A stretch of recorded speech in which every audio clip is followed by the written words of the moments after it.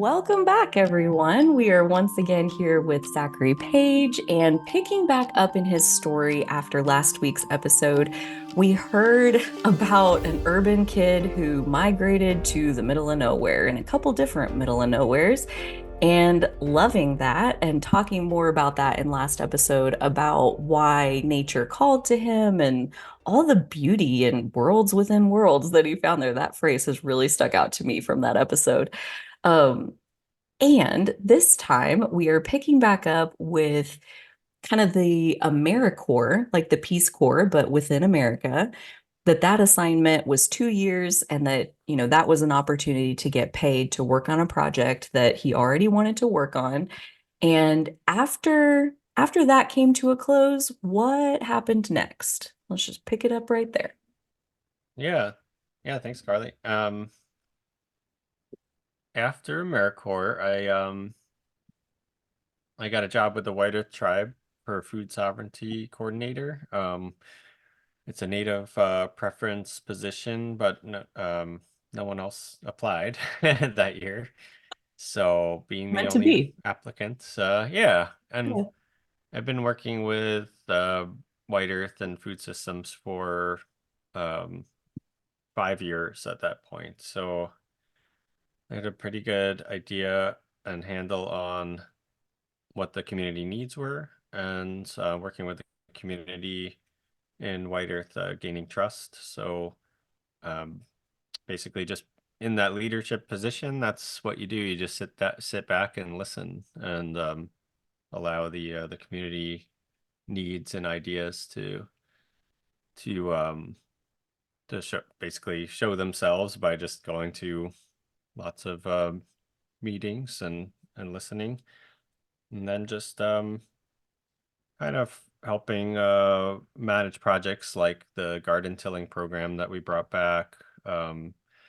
We're starting to till 30 and then 60 and then 90 and then over 100 gardens every year for the 3 years I was there. So it was a Like program you that would used to be like you would take a involved. tiller and like people could raise their hand and Yeah. say, I need my garden tilled. Yeah, so we got funding for a little tiller, a trailer, and we got it hitched on the truck. And yeah, it's kind of fun to do that in the spring. Just drive around, meet people, till their garden up, and give them some seeds and some advice on any planting tips, and then yeah, move on to the next one. And that was a really um, successful project, and the people in White Earth like naturally want to garden at home. Everybody's pretty rural, and community gardens are a good idea sometimes, and in some places, but we've kind of learned that, there's a big elder population. There's a lot of people attracted to raised beds and growing food in them. And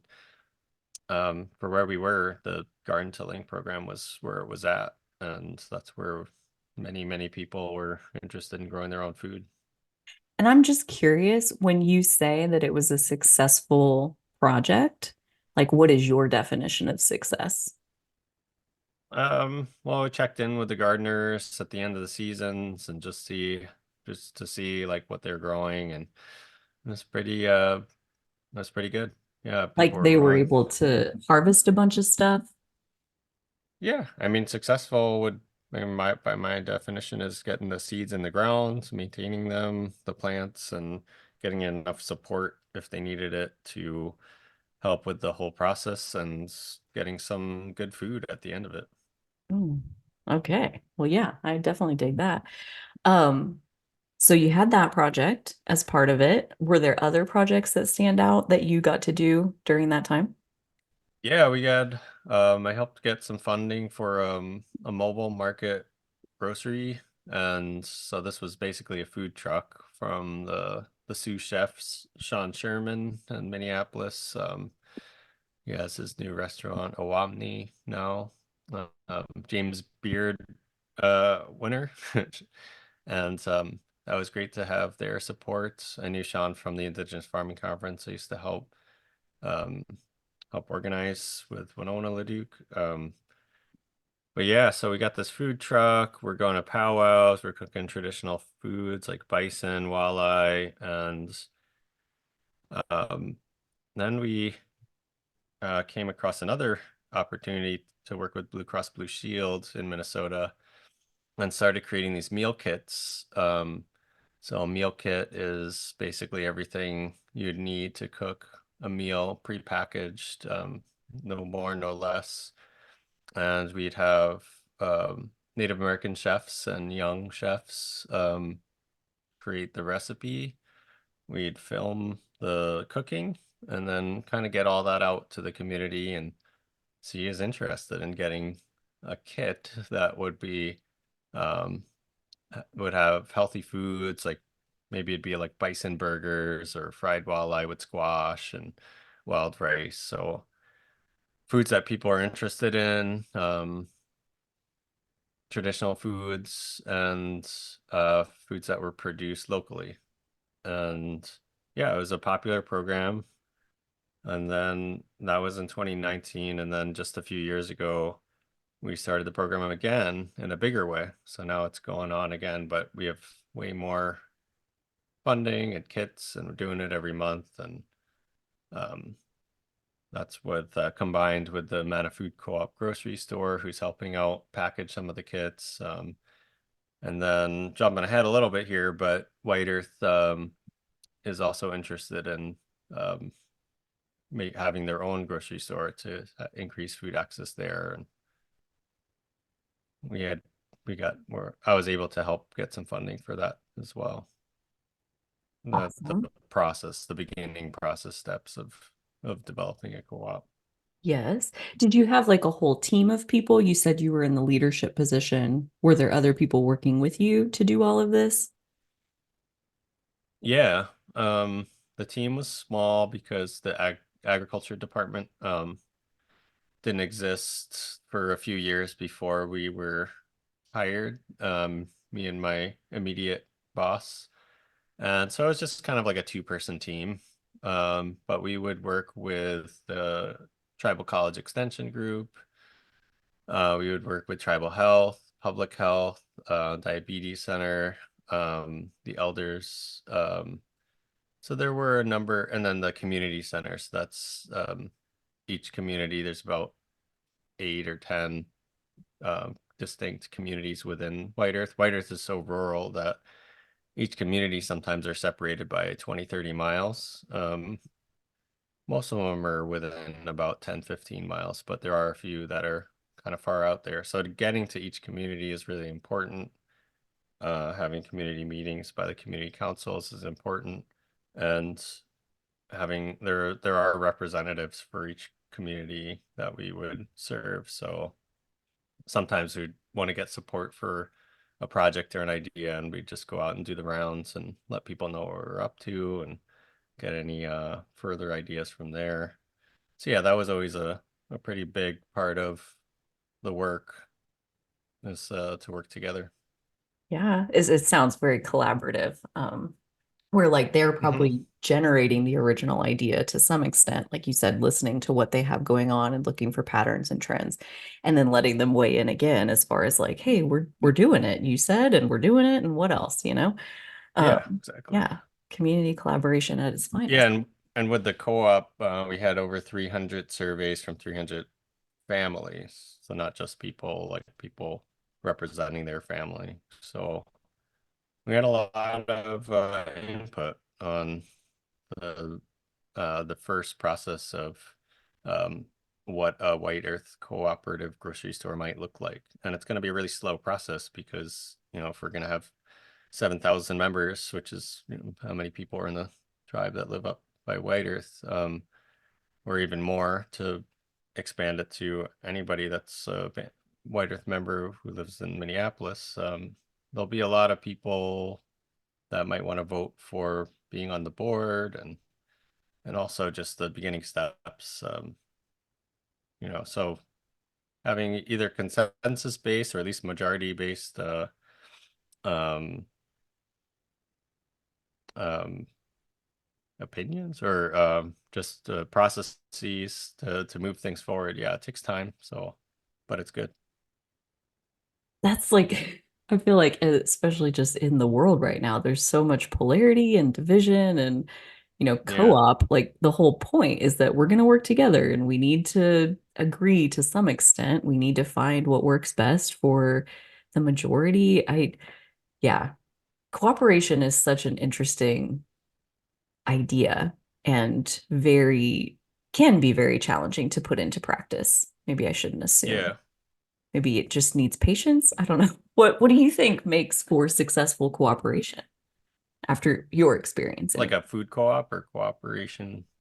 Kind of anything. I mean, it sounds like you have Actually, yeah, experience in lots of yeah, it ways. sounds like it'd be like this crazy like thing, like how are you gonna get everybody to agree on one thing? But I think one thing that people do generally agree on is eating good food. So like I think like Mm. it goes across the political spectrum. Like you'll get people that are super strong, Republican right and super, lefty, yoga going people, and like that circle kind of around and it meets with good food. We've seen that time in and time in at our food co-op. I mean, maybe we'd have some people that are like coming in like, I'm not gonna wear a mask in the store or something like that. That's kind of political, um, but generally, I mean, people that support an idea like local foods come from every angle of life, and it's a really great way to get people to come together. Because it's one thing that I think, yeah, everybody wants to see happen in their local community. When we have community events, like we have this Deep Roots Festival with the Sustainable Farming Association. It's just like the most positive theme that you could possibly, I think. I mean, I'm just very passionate about it, but you just see everybody agreeing, right? Like this is so great, and bringing their kids, and going to farms and learning about bees and honey and local seeds and local vegetables and sheep and lambs, and it's kind of 4-H-y sounding, but it's also with attached to like a food cooperative. We have food co-ops have not just the mission of sustainable agriculture and organic and supporting local, but also education and wellness.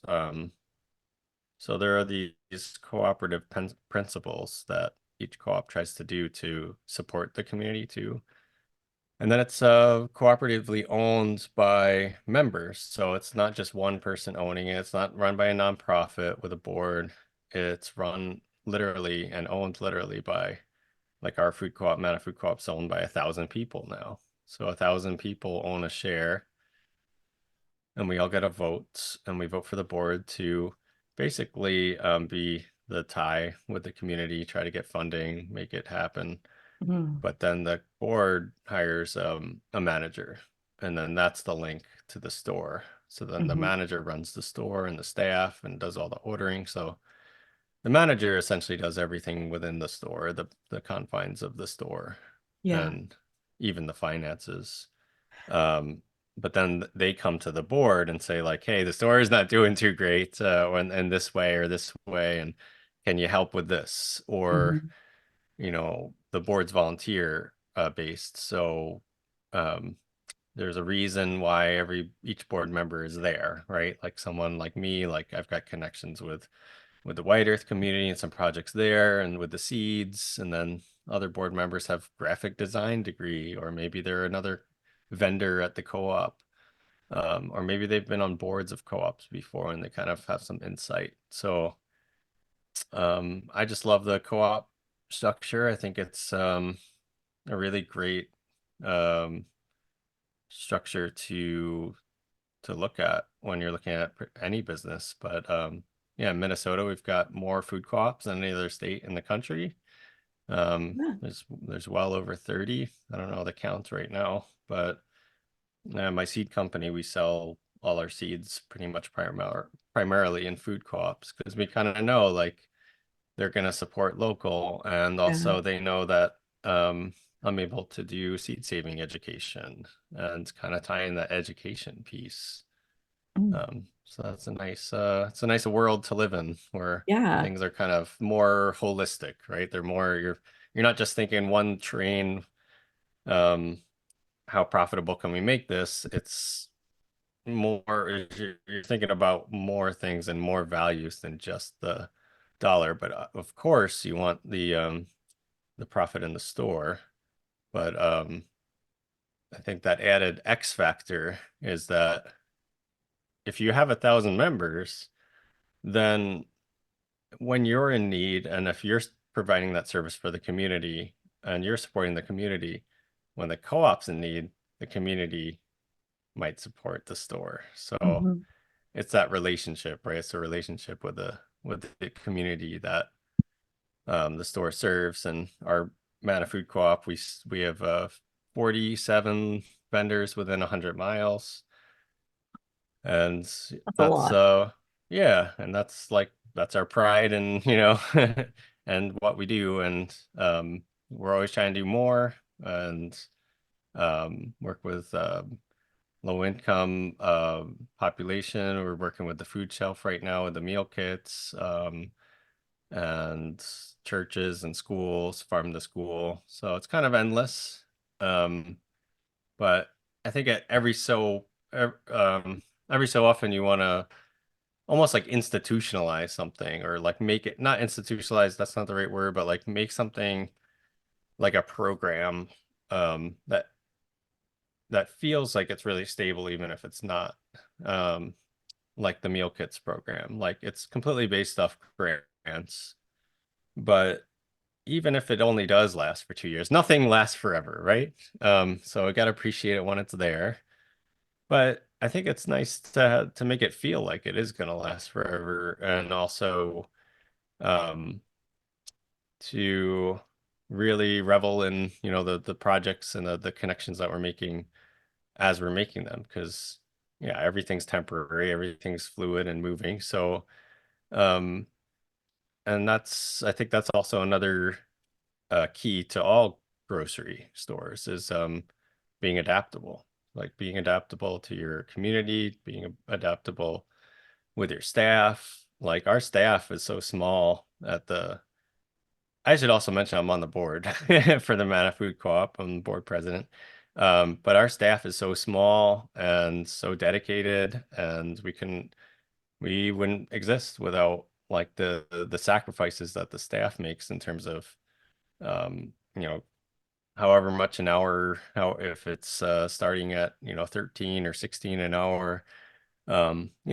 Right now Walmart's providing, I should say names, the big guys out there are providing just as much, if not more, for similar positions. So like a local community owned store, the overhead, as we all know, or the not the overhead, but the profit margin, as we all know, is razor thin with grocery stores. So every little bit counts, and we know that. So keeping our labor down to as much as we can, and we kind of have, an idea of where that can be. So, obviously we provide raises and, fair pay, but it's just those little things like the staff and the board getting together to volunteer, a few hours a week to put some meal kits together. Because then we're saving money that way. If we're volunteering some time and doing these little things, it all adds up. And I think we all see that bigger picture. And, um, you know, I could go on about food co-ops, but I think You it's really can. It's awesome. that volunteer effort, that worker effort. And we've tried the worker owner model a little bit. There is some issues with liability there that stores have run into over time. But I don't know if people have heard of co-ops where basically it's worker owned. So then nobody can shop there except for the workers. That's one model. But then another model is, you know, the owners can opt in to volunteer or work at the store, and then they get a huge discount at the store. So there's ways to do it, and we've explored a few ways. And we'll probably continue to explore that. But Yeah. Dude, you I'll said stop so many talking. good things, so many good things that I could take and run with. But that question that started that was what makes cooperation successful? And what I heard you talking about was like this shared shared sense of values, shared sense of mission, like seeing the bigger picture of what truly are we here for. It's not about maximizing profit, which in independent grocery, like it better not be because yeah, you're you're talking razor thin margins there. But like getting a group of people together who can transcend the little personal differences that we all carry. I mean, everybody's into whatever they're into, and that's totally fine. That's not a problem, especially when you have a bigger picture that everybody's like, I want local food, I want good food. And that also, like, really, it almost seems like when you sink down into the human condition of like, everybody's got to eat, every single person on the planet. I don't care where you're from. I don't care what your religion is. I don't care, what gender you are, like any of it doesn't matter. Like we all need food. We all have to fuel ourselves. And so that is one of the reasons that I get so passionate about food and food systems is that it's so unifying to come together around those kinds of things where we can all agree that like, yeah, I want food. I like food. And maybe that is the key to cooperation is like finding that common ground where everybody can agree and then giving everybody their freedom to be as different as they want to be. But like, this is what we're here working on. This is the foundation of it. And it sounds Yeah. like, and I wonder, why do you think it is that Minnesota has more food co-ops than any other state? Like, what is I don't know. I think Minnesota is special. Maybe just because I live this here. We got all the special? lakes Okay. and Okay. Minnesota votes more. A higher percentage of people vote in Minnesota of any Like state in in the political elections, you mean? Yep, we're Okay. constantly above 80%. And we're always the highest in every national election. So there's something there, right? Like Minnesotans Yeah, love to vote. There's something about that engagement, I think, that actually is special in Minnesota. that's fast. I had no idea. I think Wisconsin also is some higher level, but we're I wonder what that is. Be very curious. Uh, yeah. and okay, so like, when did you very first get introduced to the idea of a food co-op? Do you remember, like, where that first crossed your path?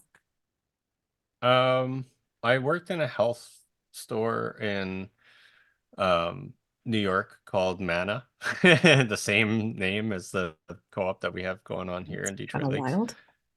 And I think I thought it was a co-op for a while, and then I realized it wasn't. But it was just a pretty cool natural food store, and I just like the community aspect of it. People coming in talking about health and wellness. When you think about community meeting spaces, though, when you think about the epidemic of loneliness, and you think about um, just spaces and community towns that don't exist anymore, and you see stores not being able to make it, and how hard it is to be a store or a community space where people actually go to spend time with other people. So I kind of think now more than ever, places that do make sense to exist, like a place to get food, something that isn't, maybe that has more of a chance to be a physical location. Um, like if people are buying more electronics online, then we see less Radio Shacks, right? And if people start buying more food online and, to their door, we might start seeing less grocery stores, right? But I think it's one of those things where it's so primal, it's so core to like you're saying, like everybody needs to eat, that maybe it's like one of these last holdouts where it's like we don't want to just have an online world, for everything. And sure, convenience is a factor, and we could still, do deliveries and stuff like that. But to have a place where people can go share experiences, meet other like-minded people, and like the other, yeah, what I was saying before, the beauty of having uh a movement around good food, local food, healthy food. It's very interrelated related with health and wellness. So everybody agrees they want to be healthy. Everybody wants to, live as long as they can. And to have that interrelated quality of food is medicine, and having the mindset of wanting to connect on that ground, I think is Hmm. really powerful. And I think that co-ops hold a unique space in that, where we might, like I was talking about adaptability. I just love everything about adaptability, and I think that is what makes like we were talking before about success. I think that's what makes uh, businesses successful. I think that's what makes people successful, is when they're adaptable and able to listen and work through time and solve problems together. And I think co-ops are uniquely built to be adaptable because there is that relationship with the community, which a big box store doesn't have. I mean, maybe they have it in some degree, because a lot of people shop there and they have cheap stuff that a lot of people can get, but they don't have a deeper back and forth relationship. And when you're working with producers, when you're working with people that actually produce, a solid food product, whatever it be, bison or beef or eggs, or, these staples, milk and vegetables, and you're shopping every week, you're getting the local foods from your people right in your town. That's another powerful kind of exchange, and it's kind of taking out the need for um money in a way. I mean, you're preaching values closer to home. So, um, capitalism is important in every level, and like local um driven motivation to thrive in an environment that needs to be competitive, but also um, you know, going down to its core, like uh, um, bartering, trading, and learning from other people is, gets down a little deeper too, where when you're able to do that, I think it feels special as well. It's like the human to human contact that, like you said, about the Hmm. epidemic of loneliness. Like, I feel like money, it almost is that separator of like, let me just throw some money at it and like not actually connect with another human being. So, yeah, when you're Yeah. trading value for value, it's like you really see the person sitting in front of you and they see you. So you see their Yeah. value, they see your value. Like, it does, it goes deeper. I love that. Um, Yeah, that's well said. Yeah, money kind of is a little bit of a separator. It could be, and it is, like with the way things have trended with getting a lot of stuff, yeah, getting more things on through the internet after the pandemic and just how that has rolled out. yeah. I mean, and I'm not a hater on capitalism or money in general. I love money. It's great. But like Yeah. there's a place where it has a function and it can create ease. And then, anything in this entire world isn't all good or all bad. I mean, money has its limitations where I do think it keeps people apart. It keeps people focused on some things that may or may not be what's really important, like we've talked about. Like the food co-op system is not necessarily about maximizing profit. It really does sound like it's about maximizing impact. How Yeah. many. And maybe it is profit, but then that profit could roll back into either the member. So the board would decide, if there's some really profitable co-ops out there in Minnesota, and they do really amazing things with their profit. Like they have grant programs Yeah. for, the funds for organic farms. Some of them give back the dividends to their members. It's whatever the board decides, but even if, that could be a major goal of a co-op is, let's make the markup a little higher. Let's get a little bit more money our customers will pay. And we're in a more high-end area where we know we could, do that. And we think our members and our customers might pay a little bit more, and, more power to those stores that can make more profit but yeah, but then to give it back out. So they're not just hoarding it, right? They're not just like going to the Bahamas with their single, one ownership model that's everybody owns it.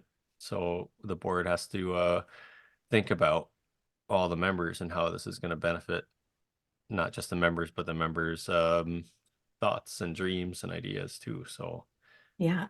Like that yeah, stuff that's unifying us in the first place, you know? So if the co-op is profitable, then kind of everybody wins, right. right? Like everybody's already there for they want the same things or close enough ish. Yeah, And that's the thing about money is like, dude, it doesn't money is not the root of evil by any means. Like it depends on whose hands are holding it. Like it's not the money, right. it's humans. And like, you know, we can do good and bad things with just about anything. Money's just a tool. And in the hands of people who love the world and who love people, like those people need way more money because they do. They give it, they invest it, they make scholarships, they, you know, they make food kits, they do stuff with it that like literally moves the needle in the quality of life for human beings. And that's a beautiful thing. So like I'm not going to sit here and say like money is bad and we shouldn't be profitable or anything like that, but it definitely is like just like anything else, any other kind of energy, it has to be intentional. You know, what are you raising this money for and what do you pour it back into once you have it? Yeah. Yeah, and that's why I was saying like before, like these projects like the meal kits that, maybe they're only funded for 2 years and they're highly non-sustainable economically. Like you just like need a grant or some outside money to make it happen. But I guess my confidence around I don't know, like when people have a vision or like a or I don't know how to describe it, but you envision something and then it kind of like manifests, that Hmm. kind of idea. I think we should think of these ideas and these good ideas that were funded once. That was such a great idea. To really try to get those permanently funded.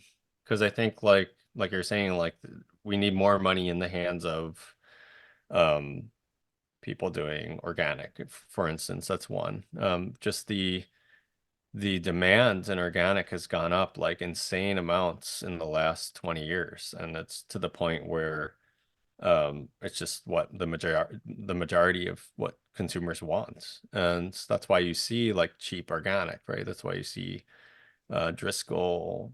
I shouldn't name names, but the bigger, berries, and they're getting them at Walmart organic, big organic farms. So there's a difference between certified organic, a couple hundred acres of, selling one monocrop and getting them from your local slightly smaller operation. Um, there's a place for both of those. But there could be more funding going towards the middle guys doing them, and gals growing on 10 to 40 acres and supplying food to their regional food system rather than shipping it from other states, from California. And that would make a more resilient food system that would actually uh make energy costs cheaper. It would make a lot more sense for each region to care for itself to a degree and eat more seasonally, and connect to nature a little bit more. Like we're eating maple syrup at that time. I mean, maple syrup lasts forever, but um um eating what's in season, as that's another trend, but there's also something to it. And also like connecting with the producers. A lot of times we'll have opportunities to like go to farms and pick apples when they're ripe, and there's something to that too. It's just connecting the consumer to the store, back to nature with the farmer. So it's like it's a nice cycle there, and to get the opportunity to see where the food comes from, right? Like there's kind of this Wizard of Oz quality to. I remember when I was a kid growing up, going to the supermarket with my dad, I would always think like, where does this come from? And I was thinking like it must come from, in my head, I was thinking it must come from like these like sci-fi factories and like that are producing like where's this cream cheese coming from and this, and it's not too far off, right? Like they're like there's these massive factories that produce highly produ highly produced things like high fructose corn syrup and stuff that go into everything. But I think that's something that it's not readily um I guess transparent, where you're able to see like, there's this apple in the store. And then in a food co-op like ours, like you look up and there's a picture of the guy that's selling us the apples, because we like celebrate our vendors by throwing pictures up and talking about where the food comes from. So like it's kind of nice, I think, to have the transparency and the opportunity to be able to see not only the apple in the store, but the apple on the farm and the people behind the apple trees and how they treat them and what it all goes into, to be more intentional and to learn more about our food in Yeah. general. It's like a little like university or a little education workshop when you're going into like a grocery store, or it could be a fun experience. Well, I feel like it like raises the value of the food.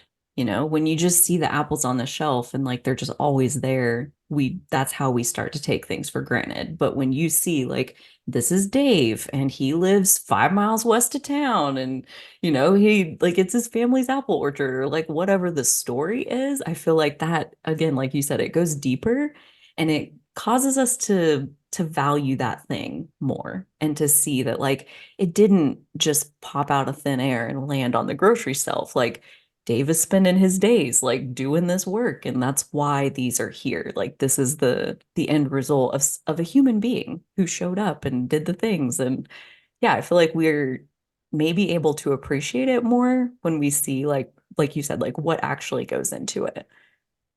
Hmm. Yeah. Yeah. So how did you end up as the board president? Did you say you've been that for 5 years? I think 3 years as board president and maybe 5 years on the board.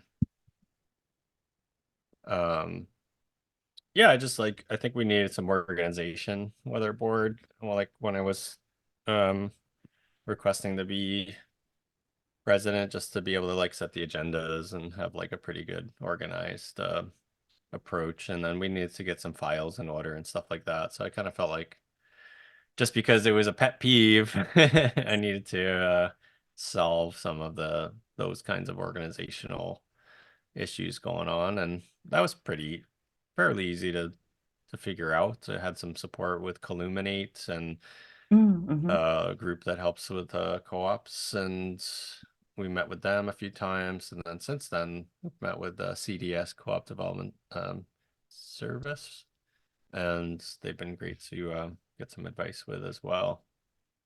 I love that you're like annoyed a little bit and instead of like complaining about it, you're like, how about I just be in charge of this? I could do Yeah. this better, like take some responsibility. Like if you don't like something, make it different.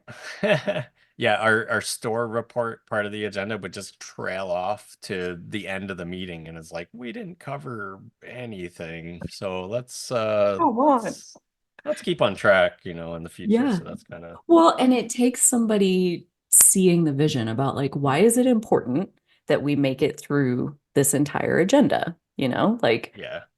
and somebody needs to know about that and then use their energy to like focus in on it and keep everybody else focused in on it. Because I'm sure you weren't talking about nothing or like off Yeah. subject, but like, do we ever really reach a point or like an action step or, what Right. did we get out of this? Yeah, I'd be one of Yeah. those that like, I can't sit in meetings like that. Like, let me run it or I'm not coming back, you know? Right. Yeah. And Yeah, you only get that like a few times, right? Because we only have a few things we could really care about as deeply to like actually run, a meeting. Because you can't be board president and care about 10 different things, right? You could be on 10 everything different boards and kind of sit in the back and get the idea, but to there's a drive few things something. in life where you're like, I'm gonna, next time. Yeah. So So why was the board co-op? Like, why was that the thing that you're like, I'm stepping up. My limited time, I'm putting it here. Why that thing? um, I think, yeah, maybe the listener gets an idea at this point that I'm passionate about food co-ops, and I live this is the co-op in my town. This is the community I work with, and I think it's fun. I think it's something that's um I see the opportunity. So there's a lot of co-ops out there. There's a lot of really amazing um small farm, locally produced well supported regions in the country, like Vermont, for instance, is like many people there are very fine-tuned to like shop at a co-op or like just be um, uh, supportive generally of local food systems, and that culture has been fed very well. And like I spent some time in Vermont, and like 95% of people in the town shop at the co-op, and then you look across the street at the conventional grocery store and there's like two cars in there. So the co-op is able to lower prices like a lot because they have so many customers. So that's a very well established locally food supported community. And I think like Minnesota has a lot of potential, like rural Minnesota. We're not quite there. We're not quite like a Vermont, but I think we're getting there. I mean, we've got the most in the country, and there's a lot of, individual support for health and wellness through healthy foods.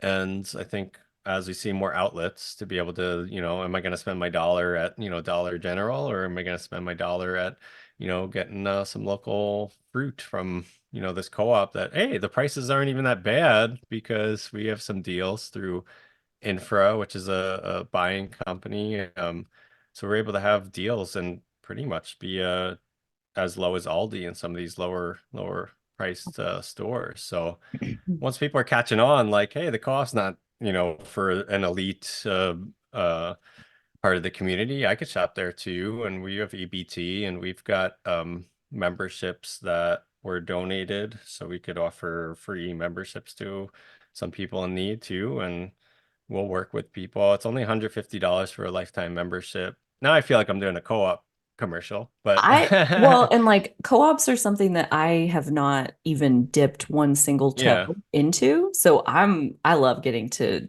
hear about something brand new for me. And I'm sure there's plenty of people listening who don't know anything about it either. So like yeah. $150 for a lifetime membership, Yeah, that's and you like get one and for so cheap, ours, but yeah, and for ours you get 10% off produce forever every day. So that's I mean, we've got great organic produce too. I mean, you're not yeah, going to find that in Walmart or anywhere. So like we're the place to get the produce. We're the place also to get the local meat and eggs, because we're like yeah, that's all of our suppliers is Ferndale turkeys from Minnesota, little, and smaller bison operations right by us. It's really good product, and that's what I am passionate about when I go there. It's like the meat and the produce. Like at this point, I wouldn't even want to shop anywhere else because and then you meet the farmers and you get to know them and something to talk about, right? Like, oh, I had that bison burger last delicious. week, and oh Yeah. man, that was a good burger.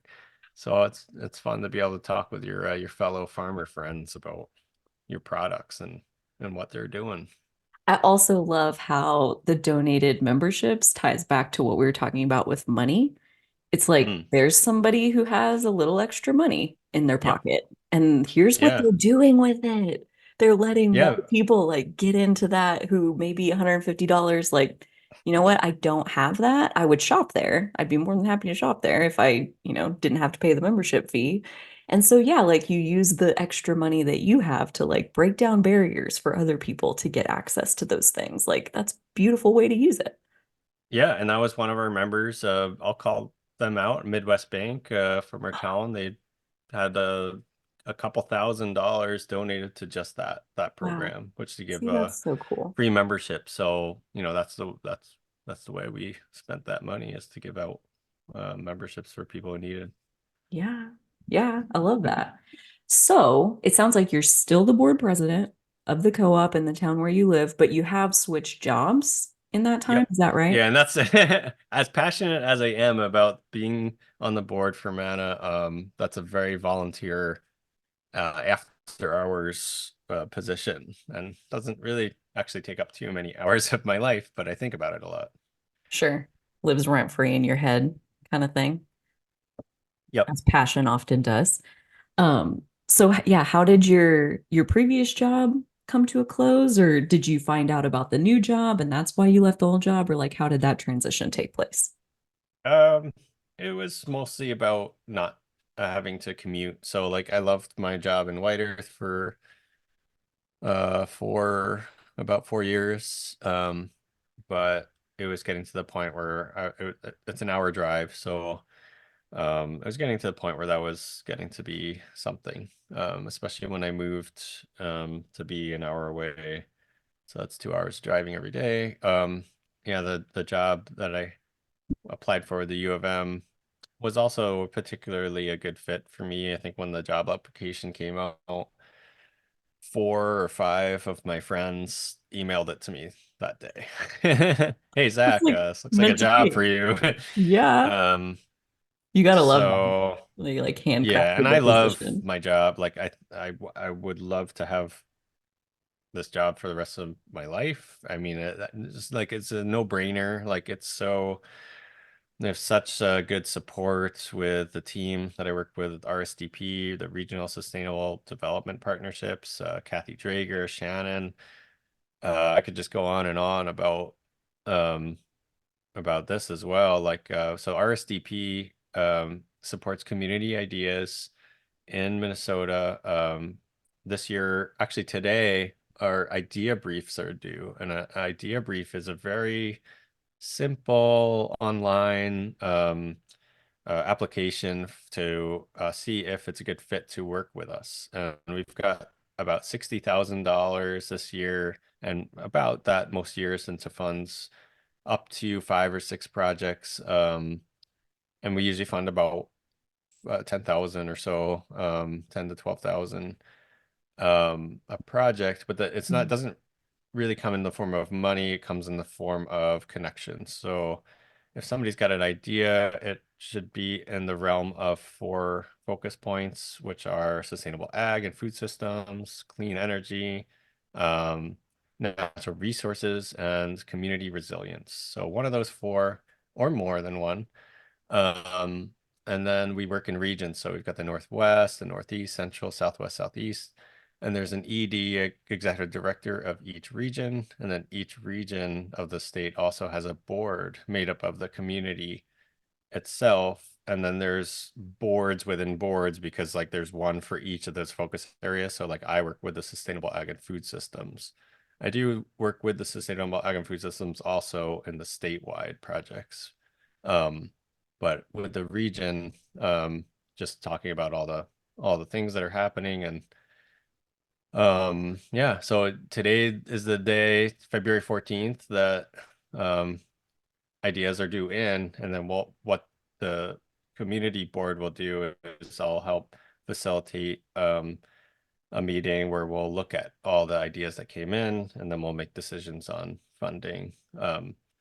And yeah, so it'll like the other focuses of what we fund is ideas that will support the community and have a strong outreach element, and that's pretty clearly defined. And then we try also not to just straight up not fund ideas. Like if we think like an idea is a really good idea, but it's not developed yet, we'll actually like reach back to the people and like continue to develop that. And over time, maybe the next year they're going to write it again and they'll have their idea like better thought out, and then we'll fund it in years in the future. So So we you don't do really, that like once a year. You take these yeah, video briefs. yeah, and we don't tend to forget. So if we're not funding you this year, we encourage people to apply again. And the other thing is that we try to connect the University of Minnesota resources. So it's just kind of this connection point. So if somebody has an idea for their nonprofit to, let's just say, do a research project with solar and farming. So there are farms out there that need energy. They're, not tied to the grid. It costs maybe tens of thousands of dollars to get them cost to the grid, but because we have this opportunity to work with clean energy, maybe we should get some solar panels out there and we should work together. And RSDP also has a clean energy resource team called CERTs. So we were able to work with people with clean energy projects. So yeah, something like that, like where we're utilizing University of Minnesota resources like grad students or um, faculty and or extension agents to help that idea. And sometimes it comes in the form of interns, like maybe a place needs an intern for, a few months. So a grad student might be a good fit for working with a project to spend their time. So that's Mm. another connection point that could Yeah. potentially happen. I love that how like you just help plug them into the resources that are already at the U of M and Right. they just need to be connected. They just need to know who do I call? Who do I ask about this? Yeah. And you And guys someone have might that. get, You're already plugged in. yeah. And someone might get paid in the meantime, like the grad student will get paid, but they'll be paid through the university, but they're working on your project. So that's pretty cool. Sure. Yeah. Yeah. Best of both worlds for everybody. Win, win, win. Um, so how long have you been in that position? Not too long? Just a year. Okay. So as part of that position, this is how I met Zachary, was he was part of the pilot program that we did for RGI's, the Rural Grocery Initiatives, Rural Grocery Specialist Program. This is a certificate program, a micro-credential program that the pilot happened in the spring of 2023. And then here in January of 2024, we launched the first official cohort, and we're doing three cohorts for RGI this year in 2024.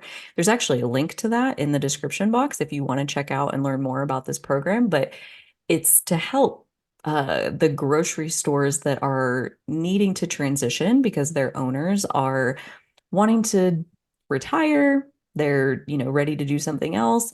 Often we see that when the current owner of a grocery store is ready to get out, the store will usually close instead of transition to a new owner. And that is bad news for the community. Obviously, they're losing access. A lot of the stores we're talking about are the only game in town. So if they close, now you're in a food desert. And now you got to drive 20, 30 miles if you can to go get your groceries. And we're trying to prevent that as best we can. There's something like millions, like 3 million businesses. Those aren't all grocery stores, but like 3 million businesses that are owned by baby boomers. And baby boomers are retiring at like 80,000 a week. So, like, it's urgent that in the next 10 years, we will see a lot of businesses hopefully go through transition and not close, that the communities wouldn't lose all these businesses. So, anyways, that's just a little bit about the program. I wonder how did you learn that the pilot was going on? How did you get into that process to apply to be a part of that? Yeah, it was it was a natural connection. So Kathy Drager has been um leading RSDP for a number of years and the Rural Grocery Initiative that we've been working with for I believe about 6, 7 years now. So Minnesota has sent out a survey to about 243 of the rural grocery stores. We've got a lot of really great responses from about 140 or so, and learned a ton about the needs of rural grocery. So we've been working together, supporting the rural grocery stores in Minnesota for a while. So then when I came in, we learned, and then Kathy and Greg and people on our team knew about the great work that Kansas State Mhm. has been doing, and the Rural Grocery Initiative. So they're kind of keyed into the program. So they sent it to me like, "Hey Zach, you should take this course." Well, because aren't Um, there multiple directors? Like they're like you're for one region and there's multiple of you essentially, like for the different regions. um, I'm less of, or I'm not a executive director of the region, but I'm like working with Sustainable Ag and Food Systems. But there are executive directors in each region for RSDP. And yeah, actually one of the takeaways after going to the course, and also just like the direction that we've talked about internally about the direction of our how we want to help stores is after taking the course, kind of rolling out some of the education learned there to the different regions. So that might be part of our strategy moving forward, um, to train in anybody that has some time with RSDP. It seems like we're getting some new hires, so there's some potential of just more people knowing the general basics of like what we went over at the course. So like Yeah. what store managers are going through, kind of how to talk to them, how to navigate, and then yeah, if they're kind of feeling they're getting in over their head, and a store has a lot of different problems and things to work out, we'll also have like a cheat sheet, one page, or a list of resources to go to, and then yeah, we're kind of thinking of maybe having trainings throughout the state on just what all those resource items are. So then if a store's in their region, so say it's like southwest, it's far Mhm. from me, all the way down to the southwest corner of the state. Um, the southwest region might if the store reached out to them, or they reached out to the store, or they knew they're having trouble, Yeah. um, they might know more of the business centers and some of the resources in that region. So that's part of the strategy, is like everybody kind of knows their region and the assets around them. And then yeah, there's just general good info to know about where to get funding. One of the really great funds that Minnesota has is something called the Good Food Access Program. Um, it started about maybe like 8 years ago. I'm not sure exactly, but I actually wrote a grant for that mobile grocery store in White Earth with that fund the first year, and we were awarded the most amount out of any grant. We were awarded 40,000, and at that time, the fund was pretty small. I think we got like a quarter of the money almost. But from that humble beginning, over the years, the fund, and I mean, it's such a needed fund that they realize that they're getting many, many applicants, and there's many rural grocery stores that are in need for improving their infrastructure. So that's what the fund has always been about. It's increasing infrastructure for holding healthy foods, culturally appropriate foods, fruits and vegetables. So if you can increase your fruits and vegetables and healthy foods, then and you're a grocery store, you're eligible. And it's a really great fund that not every state. It's really great that Minnesota has this, and I think yeah, every state should have something like that. And it got into the legislature last year. It was at 300,000 um, for everybody to apply, and now it's at close to 1 million. So just in 1 year, with some surplus in the budget, we were able to increase that and advocate for it. And we see the maximum grant amount go from 25,000 to 75,000 now. So yeah, people that really need that fund, like I'm working with a few grocery stores that like they're like, I came in, I bought the store, and we put in a couple 100,000 to fix the flooring, Yeah. and now we've got this problem. Um, and we don't have anything left, Yeah. basically. So yeah, it's a really needed, yeah, I can't emphasize that enough, that um, people are coming into grocery stores that already needed a lot of help. A lot of times the new business owner will recognize that right away and cover those bases and put up a lot of money right away. I've seen that.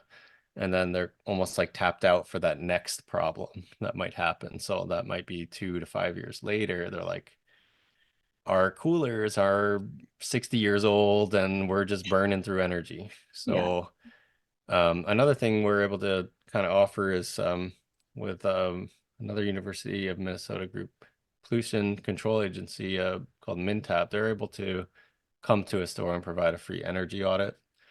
Um, and they're working towards working even more collaboratively with us. They've already went to over 10 stores and have done that. We've connected the stores with them, and they're really happy to get out into the community and do that. So that's another great connection point. And yeah, there's just like there's kind of endless ways, like as you know, like to help stores because there's endless problems where everybody's got a unique situation, and the course was really great to learn about the not only store transition and what people are going through personally, but also um, to learn about the resources that could be potentially provided to people if they're looking to transition, like what type of business might you want to be. We've seen stores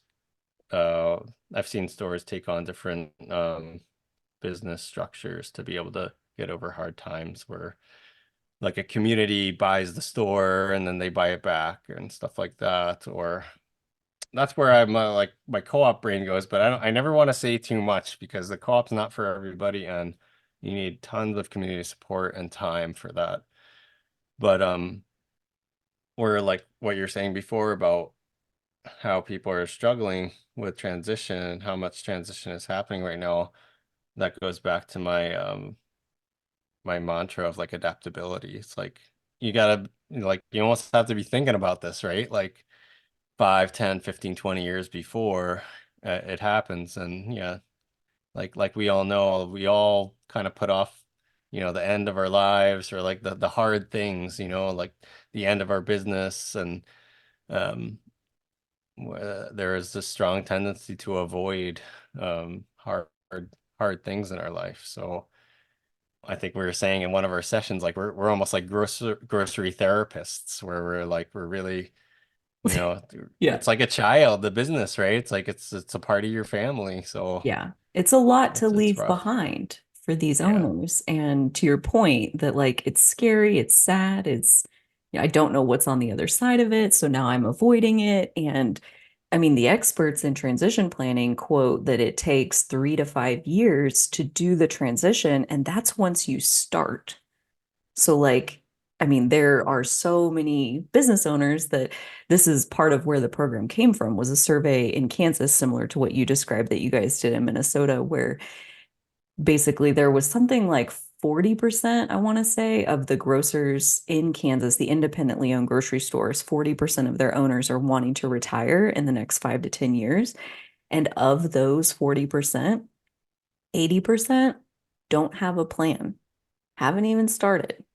So like that's alarming. That's like 40% of Kansas grocery stores are headed for this transition and nobody's making sure that we're building a bridge over there so that it doesn't like fall off the cliff.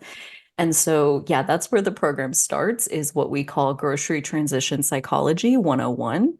It's like, let's first get into the mind of the person who can't face this, the owner who doesn't even want to think about it. And now you're going to show up as the transition specialist and try to get them to think about it. Like, what is that challenge really? Like, what are you really up against? And I think it really does come down to like it's a huge identity shift for them to have to make to like you're not going to be a business owner potentially. I mean, they could go on and open a different kind of business, but it's a big change for a group of people who are typically owning their stores for decades. Like it's like this has been my whole Yeah. life and leaving that behind is not a simple little thing. Like we want the business to transition, but for them, it's like this huge life change. So that's where we start. But it does get into where can you get funding? What are federal, state, local Yeah. options? Like what are community assets? What are different business ownership models?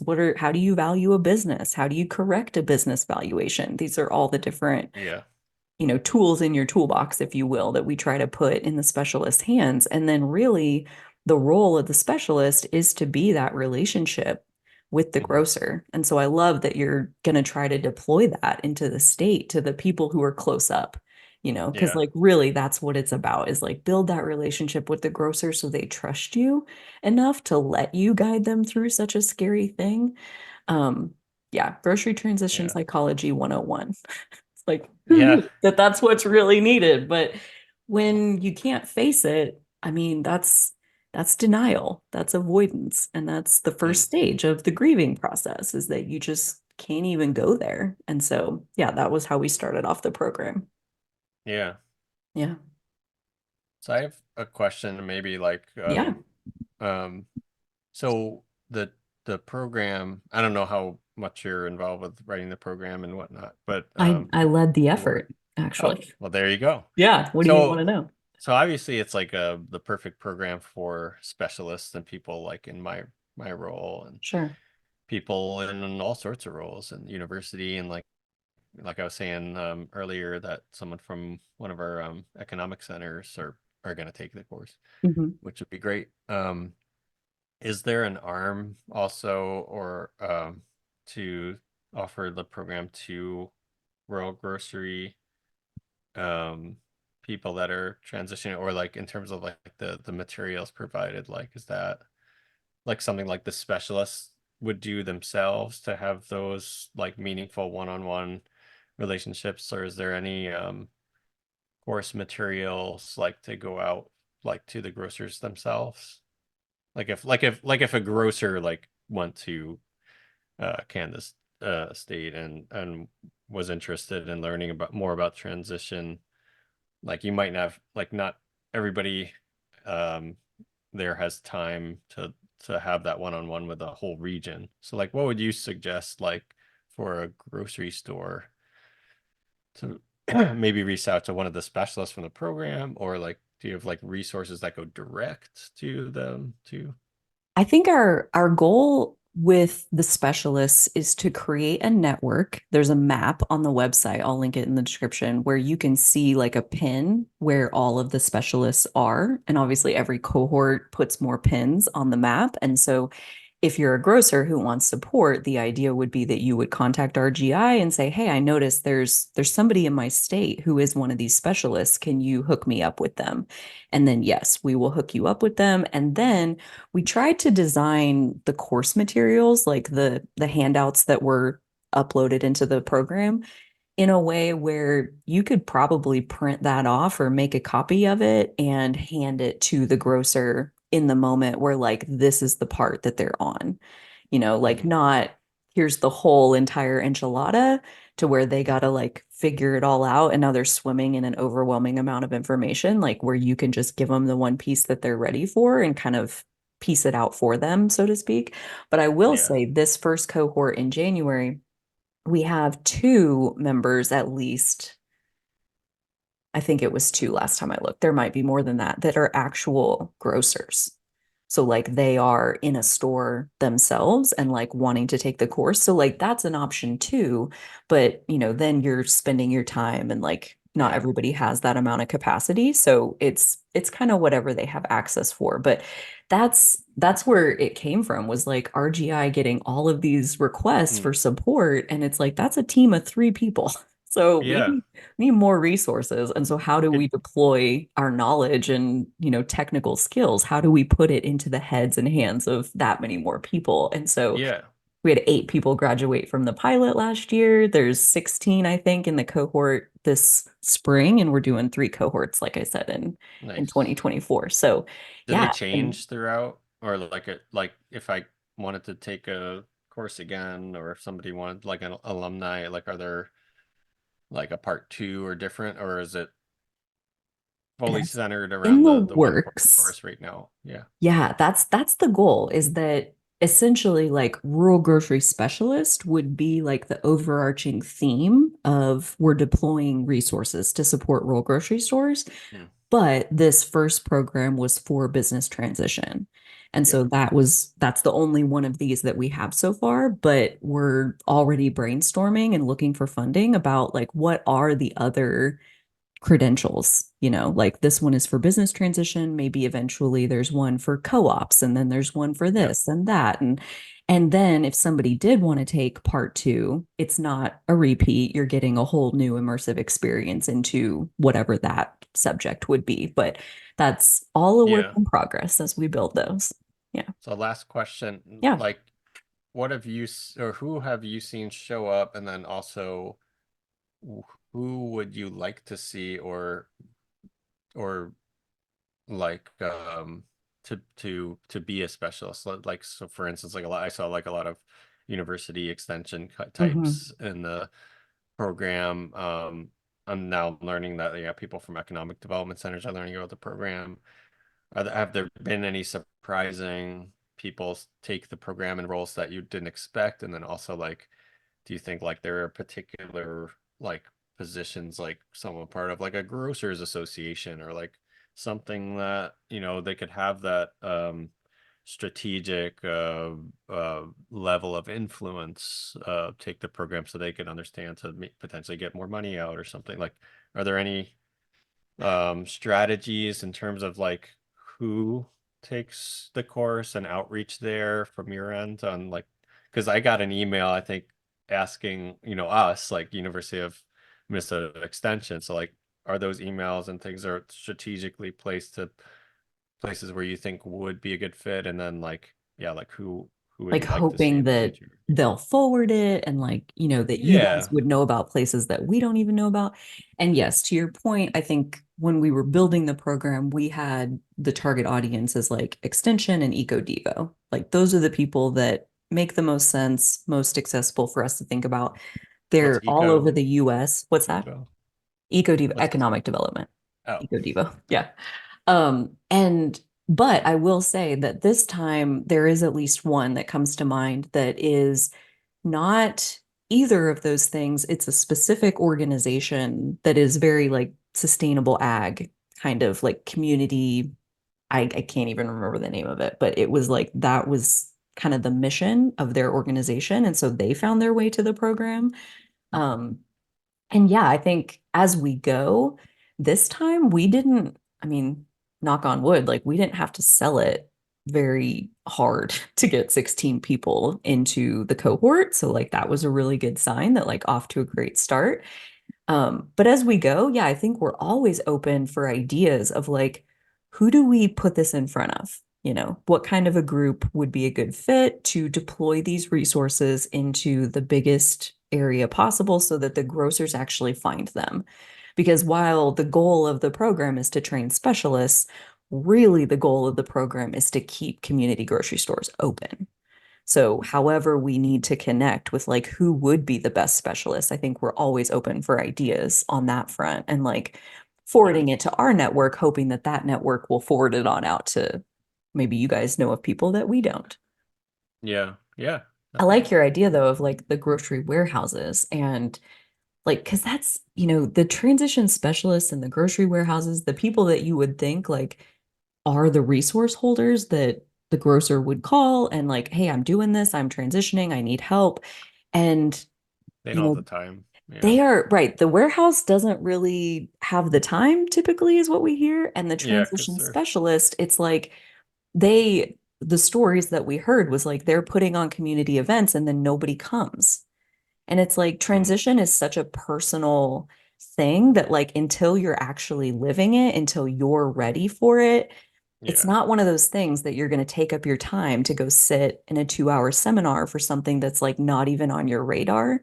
And so that's yeah, where like the transition specialist came in of like, it really is about having that relationship so that when the grocer's ready, they know exactly who to call to get access into, okay, so what do I do?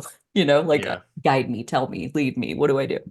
So my pitch would be if you're gonna do a new one, and Hmm. maybe maybe I we'll like talk ideas. later or something. Bring it But on. so my pitch is so we got the grocer transition for the Hmm. old timers, right? My thought is we need a program to train in the new or the next person, because that's what I think that's what I've seen the most. Like there's tons of problems, right, with the people buying a store, the infrastructure, all that. And I guess in Minnesota at least we've got a lot of that not solved, but we've got a lot of pathways. And a lot of states aren't even there. There's no funding. There's no extra funding for infrastructure and stuff like that. But just in terms of like what a grocery store like needs, like we Yeah. are a store, we're trying to be profitable, but the floor is damaged and this and that and this. And it's, they need it, next month. So in terms of that, with those kinds of problems. On top of that, like the new management to learn all that, all this the store. And what I think I've like seen a lot in just like a year of talking with dozens of grocery stores is that, and also at the Mana Food Co-op, is that running a grocery store is a very, very specialized um skill. Yeah. And if you don't have some of those attributes like leadership and to manage your staff and knowing about ordering and and also being a strong leader, a confident leader that can say, you know what, no, this product isn't up to quality, and also like to be able to manage staff in the way of, being a disciplinarian, but also being, someone that's, very encouraging. And then on top of all of that, you have to do all the books, and you have to know about product mix, and you have to know about shelving, and you have to know about where you're getting your ingredient, where you're getting your food, um, and truck days and everything. So there's so many arms to a grocery store. My pitch would be a grocery manager training program for for new for the new people coming in. And I wonder Yeah. if that's something in the as an idea, but I'm putting you on the It's spot at the no, podcast. But like what do you think? Like, do you think that's come up before? In terms of like that, the handing of the torch. Okay, we got there, and there's so much that goes into that, right? Like there's worlds within worlds, and that's what this whole program's about, and supporting the stores. And then there's that next step of, the next person coming in might never have ran a store before, may never have ran a grocery store. So like especially there's rural another world within communities. worlds within, Yes. that kind of experience. I don't Yeah. know. What do you think? Yeah. So that is a great idea as far as RGI deploying resources. But I will also give you, I'll track down links and put them in the description box if anybody wants to check them out. But there's a program that I created before the transition specialist program. This one is free and it was grant funded. And I made 10 modules that are opening, operating, and optimizing a grocery store. So there's Oh, like 12 nice. hours of video content. There's 48 supporting documents that you can download, customize. Like the documents, especially, I'll say, aren't meant to be like, this is the exact margin that you need to use, but it's a spreadsheet that's already built, and then you change the margin to whatever you want it to be, kind of thing. Like customize it for your operation, whatever works for you.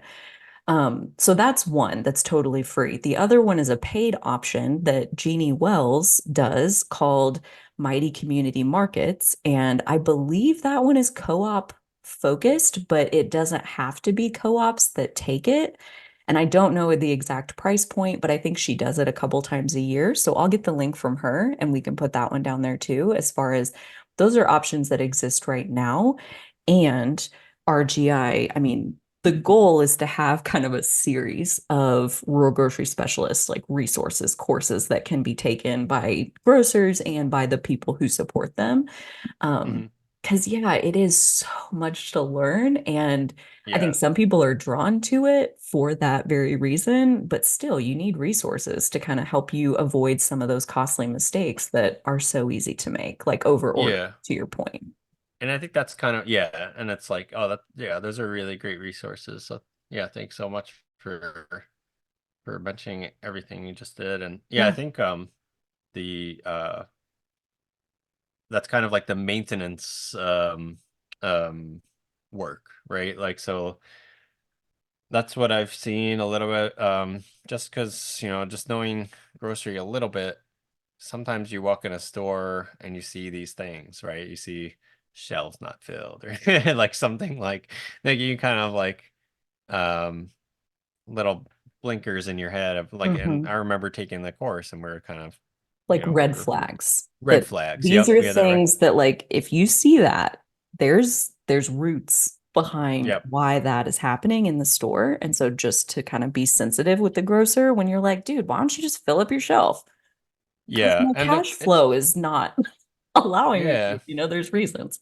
And there's so much to it, like running a store it's intuitive for a lot of people that thrive in the businesses where they run their own business and they run their own store. Like presentation matters, cleanliness matters, friendliness matters, all of these Hmm. things, the service part. And um, yeah, there's no like, it's like one of those things also um, like being an actor or something like that. Like it's either you're born with it to an extent, like you either have these intuitions or you don't in the beginning, and either becoming aware of them or, sometimes not being aware of them. And then, yeah, sometimes like those when you're noticing like a situation where um the management is not optimal and a store is struggling, sometimes it's frustrating, right? Like to be that trying to help, but um someone not being able to see or like trying to solve something in a way that's different than maybe like that would be the most helpful of like just looking at the books and looking where you could save a few bucks here and there, and looking at the day to day. And but sometimes they'll run into a store or a situation where like, well, we should have this idea, and it seems so far out there, and to solve the problem, like getting more funding or this or that. Like I guess in my experience, like having uh, like a lot of the times it seems like the problem is closer to home, right? It's like looking at where you're spending your money, looking at your Yeah. P&L statement. Let's look at that. Let's really look at that. Yeah. Let's really look at, what's going on with your economics. And I think that sometimes that's personal and that's hard. And I heard a to really take quote that here deep to it. recently that you're reminding me of. That's it's hard to see the picture when you're in the frame. Yeah, So yeah, that's exactly. like, I think, where a lot of grocers end up, whether they're ready to transition or they're just starting out or whatever. And maybe it's business owners in general, maybe it's not grocery specific, but when it's our deal that we are living 60, 70 hours a week, like it can be really hard to be objective and be detached Yeah, enough to observe, like, what is the real problem here? yeah, And that's, one of the things we talk about in the program is like how to have hard conversations with grocers when you see that, like, I think there are things that you could be doing better yeah, personally. Like that can be such touchy information to deliver to somebody. And yet, if that's really what they need to address to heal their business, like, in the long run, they're probably going to be glad somebody told them. So, yeah. yeah. Do you think like that it's like the landscape of grocers, like managers, is a little bit like a free for all in the sense of like, if you're gonna be a car mechanic or something like that, there's actually like college, or there's actually like credited courses that you could take to like gain a skill to do a position.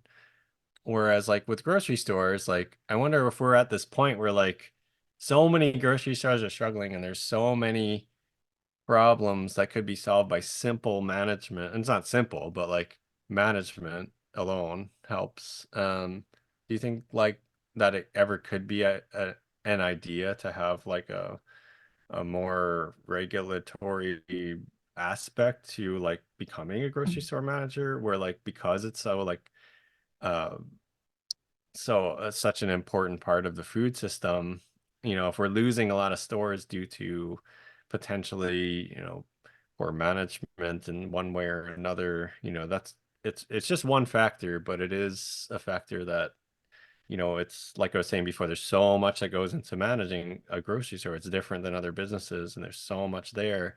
Um, because of that factor alone, like, do you think like that could ever be a good idea to like, I don't know if it looks like regulation or just like something like a very, very strongly encouraged like course for grocers across the country to take? Like it's not something that I've like heard much about, or I don't know if you've thought about that at all, or if that's maybe a create like people don't like regulation generally, so maybe that's a horrible idea. Well, But and what are your thoughts especially in on that? rural places, like I hate to see anything that raises the bar to entry because it's already so freaking high, like with how much it costs to buy a store, how much you invest, like all of that.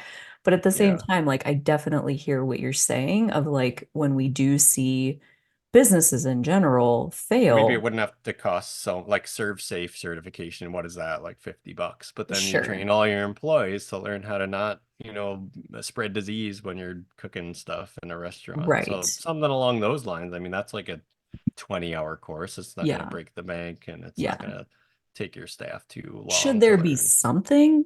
Yeah, I think so.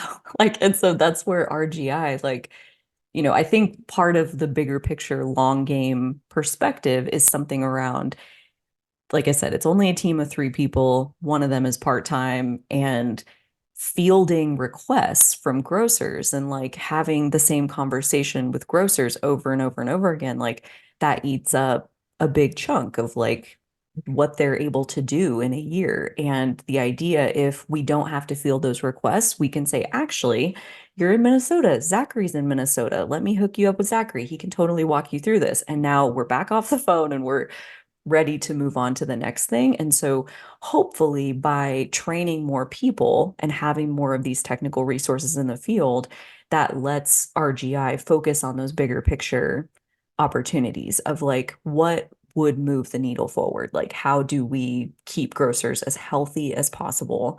Because truly, like, the whole point of RGI is healthy food access.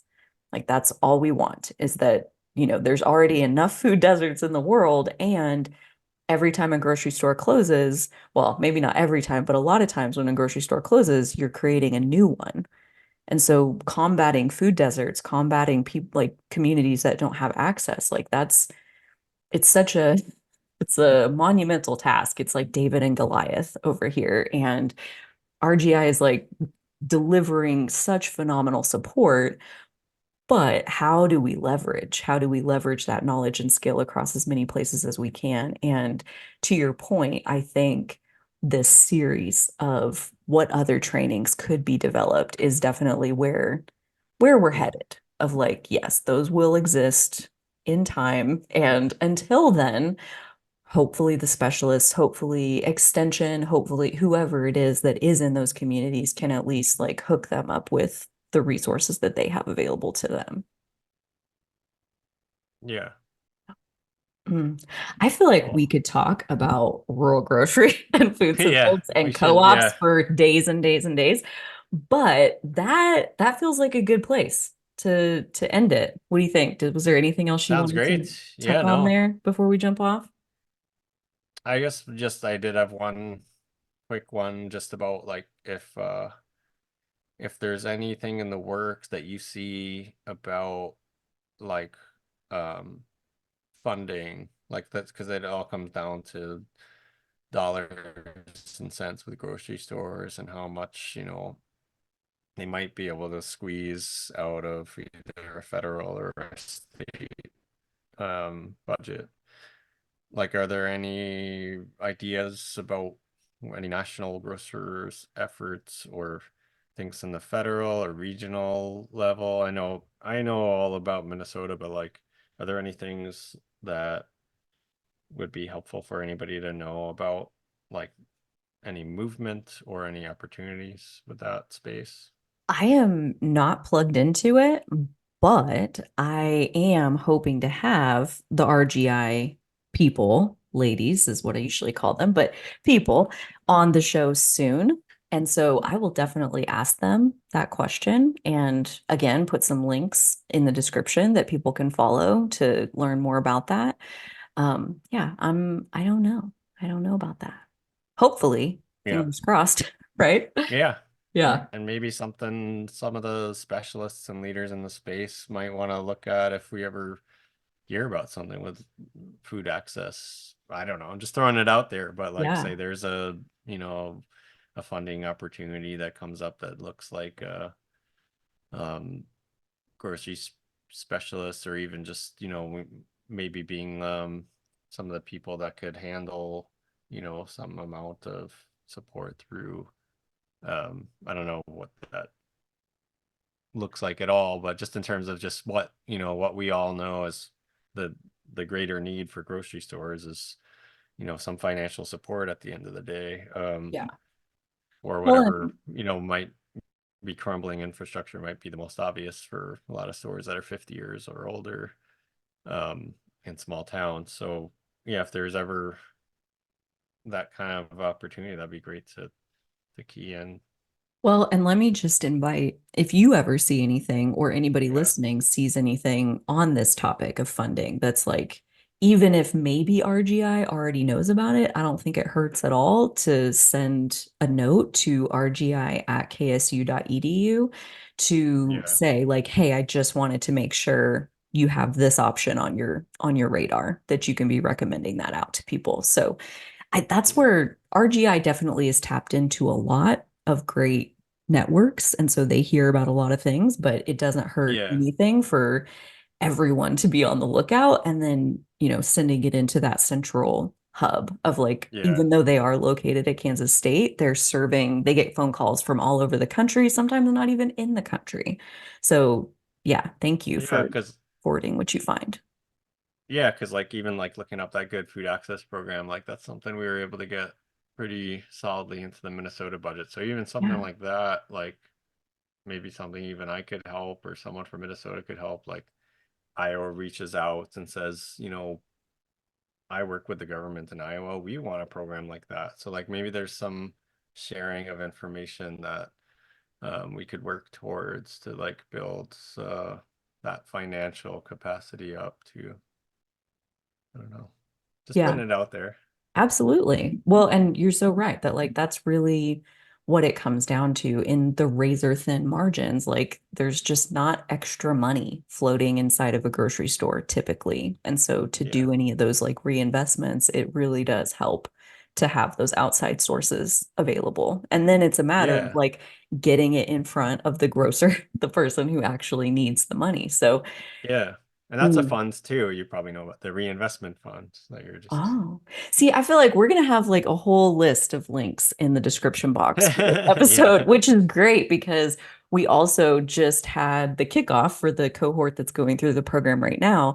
And they were like, what resources can you share? Like, how do we dive more into this? And so they pointed them towards My Grocery Adventure podcast. So hopefully they find this episode and all the links in the description. Might forward it out to the specialist network too, because yeah, we definitely hit on some things that, yeah, Yeah. very relatable in grocery in general, no matter what state you're in, finding funding is typically difficult. And just going through the various states that were represented in the pilot, we saw that like there are states that have options and there are states that have none. So, yeah, being able to find those federal options where everyone can plug into this, it doesn't matter what state you're in, those are really like the golden egg that we're looking for of like not state specific funding, but really take anything. We're trying to build as much of a database around that kind of thing as we possibly can. So, thank you for Nice. the ones that you've mentioned, and we'll link them down below and make sure RGI has those on their radar. Um, this has been great. Very practical, helpful discussion. So, Zachary, thank you so much for spending the Yeah. time to educate us with all of your passions on food systems and co-ops, all the things. Oh, um, yeah, thank you again, everyone, for listening. Thank you so much. Take a second, like the episode, leave us a comment down below, whichever part you found most interesting, most helpful. Maybe you had an idea that got sparked by something we talked about today. I would love to hear about it down below. Until next time, I hope you will take really good care of yourselves, and we'll see you on the next one. Okay, bye. Thanks, Carly.